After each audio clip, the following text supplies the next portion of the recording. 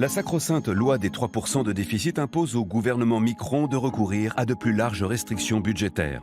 Une nouvelle taxe a donc été adoptée hier au Parlement groenlandais, la taxe branlette. Une taxe qui, bien sûr, ne fait pas l'unanimité dans la population de la Présipauté. C'était la dernière chose qui restait de gratuite. Dans un premier temps, dès le 1er octobre prochain, des caméras devront être installées à l'intérieur des salles de bain et des toilettes avant d'être installées fin 2019 partout dans la maison pour éviter les risques de fraude. Des fraudes qui, bien sûr, risquent d'être multiples, comme le souligne l'artisan de la loi branlette, le microniste Pierre de la Châtaigneraie. Pour ceux qui seraient tentés de se branler dans les angles morts des caméras, devront être installés obligatoirement dès février 2020 des détecteurs de sperme. Des entreprises agréées devront donc être mandatées pour procéder à l'installation de détecteurs de sperme qui réagissent à l'odeur et enregistrent les données. Selon Pierre de la Châtaigneraie, aucune branlette ne pourra passer entre les mailles du filet.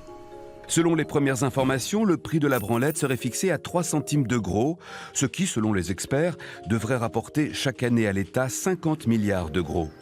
3 centimes, un prix apprécié diversement. J'ai calculé en tant que célibataire, avec en moyenne 2 branlettes par jour, ça me coûterait quand même 1,80 par mois. Du coup, ce sera ça ou Netflix, il faudra choisir. Je suis mariée, moi ça me coûterait que 48 centimes par mois, mais bon. Je suis pas prêt à y renoncer, je préfère arrêter de fumer.